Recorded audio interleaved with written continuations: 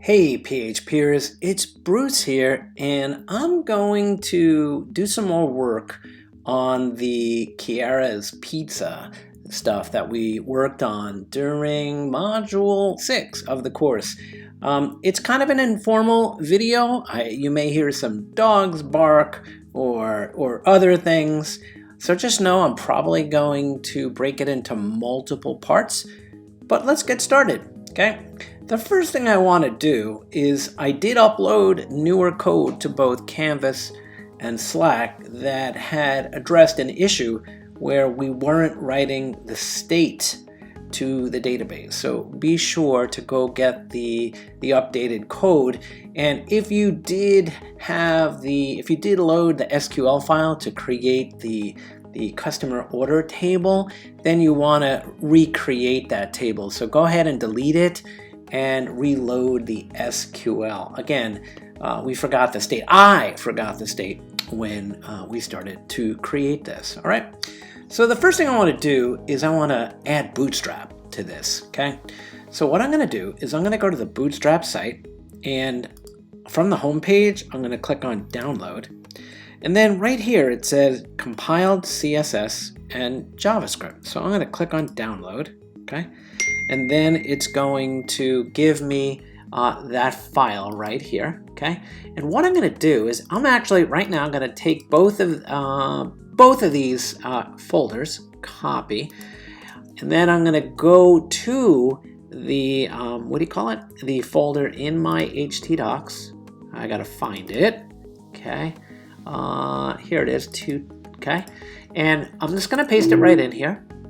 And I'm gonna get rid of everything except bootstrap min.css because we don't need that, okay? There's a lot of different things that Bootstrap offers, and you can decide which ones you're gonna wanna have. And by the way, I'm gonna do the same thing with the JavaScript. I'm just gonna go to bootstrap.min.js, bootstrap.min.js. And there we go, okay? So I have the Bootstrap CSS and I have the JavaScript. So I'm gonna close that now and go into Visual Studio Code. And now what I'm gonna do is I am gonna load the CSS link, can't do it today, link, and let's do CSS. And I'm gonna type in CSS / bootstrap.min.css, okay, .min.css. The other thing I'm going to do is I'm going to go to the very bottom, right before the closing body tag, and I'm going to put a script tag with a source, and the source is going to be JS / there it is, bootstrap min.js, okay, and that's it. So now I've wired up, right, Bootstrap to my project. And if I go back here, we're done with this. I'm going to reload this page, and the only thing that changed was the font, right? The font has changed, okay? So bear with me, okay? Bear with me, because let's get going. This is going to be fun. So the next thing I'm going to do is I'm going to create what's called a Bootstrap Container, okay? And to do that, I'm going to type .container, enter. And I don't know if you know that, but this in VS Code, and you've probably seen me do it before. If I just want to create a division or any element that has the class, actually by default it's a div .container, right? There it is, okay? So I'm going to take this closing div and place it at the bottom here, right above that script tag. And you'll see here, right? Things are starting to happen, right? So by default, the Bootstrap container, right? At least this particular container, this particular class, and notice, again, I just added here a class to an existing, to a new element container. Notice where the content starting here, okay, and it would end over here, just on the right side. However, if I change the class name to container-fluid, like this, and I reload the page, I should have had live reload. Notice it's fluid. It goes up to the very edge of the page. So for this, I'm not going to want a totally fluid layout. And there I go. Okay. So what I want to do now is inside of a container, I want to put a Bootstrap row, just like that. And I'm going to take this closing div and put it right over here. And this may help you too. Let me just do this, okay? I'll say, whoops, can't type today, right? Closing container, and this is the closing row, right? Closing row, right? So there we go. And again, nothing's really gonna change here. Everything's still the same. But what I'm gonna do now is I'm gonna add within a row, I'm gonna add a column. And that column by default is gonna take up 12 Bootstrap columns. And again, I'm gonna put this down here and I'm gonna say closing column, okay, closing column, okay. Now watch this, okay. Still nothing changes, right? Still nothing at all changes because that's just, we haven't done anything yet to make this to make this form look any different or anything else like that. Just to show you, if I go in here and I change this to col2, take up 2 columns, and I refresh this, you see how narrow it gets, right? So we'll talk more about this, okay? So right now I'm gonna leave it as even if I put col12, which means 12 columns in Bootstrap, okay? So the next thing I want to do is I want to look at this form right here, all these different form things, and I want to make it look better using Bootstrap. So actually, I'm going to go back to Get Bootstrap. I'm going to go to the docs or the documentation, and I'm going to go under, let's see where it is. Is it under Customize? No. Is it under Layout? No. Is it under Forms? Yeah, it's under Forms. So let's go under Overview, and there's a lot of documentation here, right? About how to, create these looking Bootstrap things, right? So you can see here that we have our form tag, and then we have this div class margin bottom 3 Bootstrap units. That's what that means. And then I want you to look at the classes where it says form label, and then for the input, form control. So let's do this. So class form label. So let's go to our form. The form is not on this page. It's in this include file. So let's open up that include file right here, and let's go to our label and add a class, right? Class equals form-label. And for the, let me just see what that looks like. Okay, let's go back. And it looks a little different now. I don't know if you've noticed it, but this is what it looks like. So we can add form-label to all of the labels, and let's just do that, okay? So I'm just gonna rob and duplicate, my favorite thing to do. Rob and duplicate, but ethically, right? I'm going to do this one right here. This is the select. And then I will do this label right here, and hopefully I won't screw it up, right? And yeah, so I'm adding labels, right? Label. And again, Bootstrap is really about just adding these CSS classes to your elements to give them the CSS that comes with Bootstrap, right? One of the benefits to using it, all right? So I think I got all the classes. Let me refresh. Okay, look at that. Look how better our form is looking already. I forgot Washington and the zip code. So I did something wrong on the zip code. I don't know if you saw that. State zip. Oh, see what I did here? I nuked. I always do that, okay? I can hear Calvin like, yeah, you did it. So there it is, zip. Okay. So the next class I want to add is that form control, right? So let me just say these are inputs. So let's go and do all of the inputs first, okay? Let's do all the inputs. Let's look for the inputs, right? Let's start at the top. Select, okay, input customer name. So let's add here a class anywhere in there. We'll be consistent. Class equals, but we'll say form control. And let me copy that, form control, and I added that to the customer name. So let's go back to here. And now look at that. Now you can see it's taking up all 12 columns. So just keep that in mind right now. We'll deal with that in a little while, okay? So that's the your name. Notice how much better it looks than what we had before, right? One of the benefits of using Bootstrap. So let's go do the street and city. Let's go do the street right here. Let's add in that class for there. And then for, I added it to the label. Why don't you stop me? So let's add it right there. Okay. And let's see, for the city, let's go add it right before right there, right? And let's go add it for the zip code, right? For the zip code. I'll put it right before the value again, be a little bit consistent. And then, yeah, let's see what we got. Okay, here we go. So now we have your name is taking up all 12 columns and looking good. Street looking good. City looking good. And zip looking good. So before I go any further and do the selects, the style of selects, let me just change the width of this temporarily here. Well, I don't know about temporarily, right? So I need to go back to the column, right? And it's 12 here. What if I say 6? What if I say 6 and I refresh? Notice we're only taking up half, right, of the Bootstrap column grid, right? So let's leave it like that. I'm okay with that right now, okay?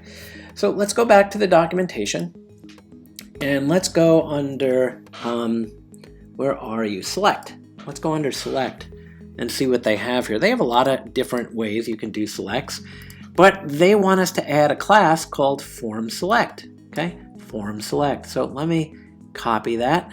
Okay, form select. Form select. I'll go back to the form. Back to the form. Back to the form. And here I am. Let me add over here on line 4.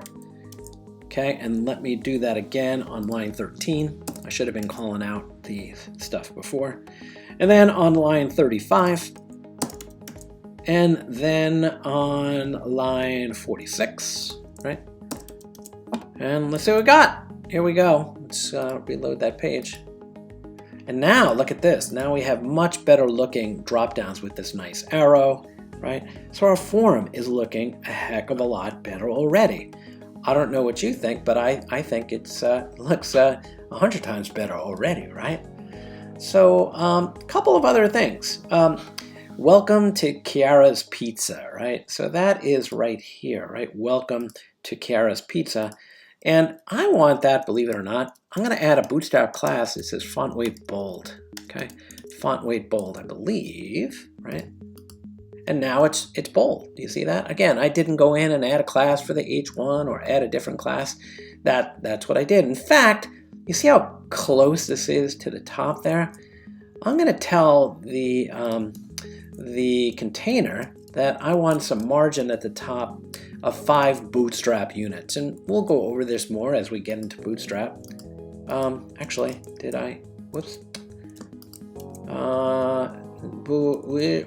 Hold on one second. I screwed up. Okay, so the container, right, has margin top of 5, but I want to actually do that on the row here. Margin top of 5. So let's see what happens now. Actually, nothing is happening. So what am I doing wrong? Row, margin, did they get rid of margin top of 5? I don't think so. Oh, margin, hold on one second. I want to see one thing. Y of 5, margin Y of 5. No. Whoa, what's going on here? What's going on? Container, row, right? Let's see, margin 5. Oh, that did it on the left and right. So what's going on here? Margin top 5. I believe I'm just being a little, I'm going to come back to that. Okay, sorry about that. So yeah, that's that. So we'll come back to that later. Okay.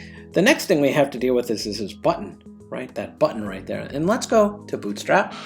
And let's go look at components, and then let's go look at buttons. And the way they do buttons is they actually use a button tag. So let's change out our button just like this. And let's go to the form. Let's go to the form. That margin thing is bugging me because, what? See, I told you the dog would bark. So I'm going to replace this here, right, with place your order. Okay. We'll say place your order. Place your order. Okay. Odor. Yeah, place your odor. And I'll go back to my page. And you can see now we have the Bootstrap blue button. And if I click it, right, you can see here that actually nothing's, whoa, what happened? Nothing is happening. So I have an error that I've introduced into my code. I don't know what it is yet, but we'll find out. Oh, input type equals, we need to change it to submit. Type equals submit. Okay, let's do that again. Let's do this. There we go. So now our error bucket is kicking in, right? Now, I don't know about you, and you may have seen this before, right? That there are some Bootstrap classes that we can apply to this area up here to give it some styling, and they're called alerts. Bootstrap alerts, right? And you may have seen this stuff, right? So let's give like this yellow one that says a simple warning alert check. Check it out, alert. So right here, right? Div class alert warning, alert info. Let's do this one, right? So this particular, I'm just going to copy that right now. And I'm going to go back into the code for my error bucket. Let's go find that. I forgot where we put it. I believe we put it in a function, did we not? So let's go to functions. No, I didn't put it there. Oh yeah, here it is. Here's the error bucket, right? So instead of doing this, we're gonna just echo out, right, this div that they gave us. In fact, we don't have any calculations or variables. We'll put it in single quotes. There it is, right there, and we'll put we'll put the closing div right with that closing UL. Why not? Because we can save an echo, right? And I'm going to go back here and click on the button. And now, oh, I got the wrong one. That's the blue one. I wanted the one that said info alert warning. Let's see, which one do I want? A simple warning. I want that one. So the class is alert-warning. So I just go into here instead of info, alert warning, and I'll probably stop the recording now that Tucker is barking. And I'm gonna hit refresh, and you can see here, now we have that Bootstrap class applied, right? And it's down here too. So again, spacing and stuff we'll do later because Bruce totally screwed up and can't figure out why the margin and stuff isn't working, but hey. So again, I quickly added Bootstrap to this, and I was able to get my labels, my inputs, my selects, and my button to look a heck of a lot better. In fact, if I just try to, do this, see what's happening here, by the way? You see how it's always taking up half that width like that? Do you see that? Because Bootstrap, and you'll learn about this, has different breakpoints, right? So we could define, let me find that code right here. Right now we said, hey, make no matter what size viewport you're on, a large, a medium, a small, right? All defined by Bootstrap. Different sizes, I made everything 6 columns. So what I can do is I can do on small devices, right? That'll make it all 12. So watch this. Okay, watch this. Let me just refresh. See how it's 12 columns now, right? All by default, and even at all breakpoints, right? Okay, you see that? Now watch this. Let's say at medium breakpoints, we want that to take up 6, and same thing at large. We want it to take up 6. Large, okay? Large, right? So I will refresh, and you can see here it's taking up 6. And as I resize the viewport, watch what happens. See what happened there? So that's Bootstrap in action. So I'll end part 1 right here. Go back, watch it again, and then we'll carry on with part 2 shortly. And thanks, Tucker, for barking. It's much appreciated.